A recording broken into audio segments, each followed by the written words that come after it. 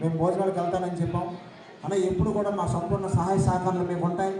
మాకు తెలిసి మేము ఎంతోమంది నాయకులతో దాదాపు ఇక్కడ ఉన్న వాళ్ళందరూ కూడా 3 దశాబ్దాలుగా జర్నలిస్టుగా ఉన్న వాళ్ళే, కొత్త వాళ్ళు ఎవరు కూడా లేరు.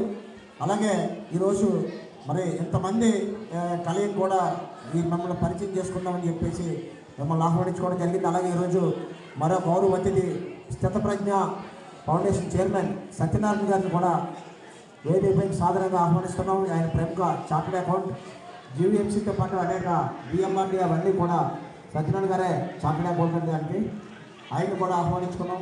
మరి ఈరోజు కార్యక్రమాన్ని మనకు విజయవంతంగా పూర్తి చేసిన మన అసోసియేషన్ అధ్యక్షులు, మన నిరంతరం కూడా కష్టపడి పనిచేసి ఏ కార్యక్రమమైనా అతనే కష్టపడి పనిచేసే తత్వం గలవాడు నారాయణ గారు. 3.5 దశాబ్దాలుగా జర్నలిస్టుగా అందరికీ ఈ విశాఖపట్నం జిల్లాతో పాటు రాష్ట్ర వ్యాప్తంగా తెలుసు.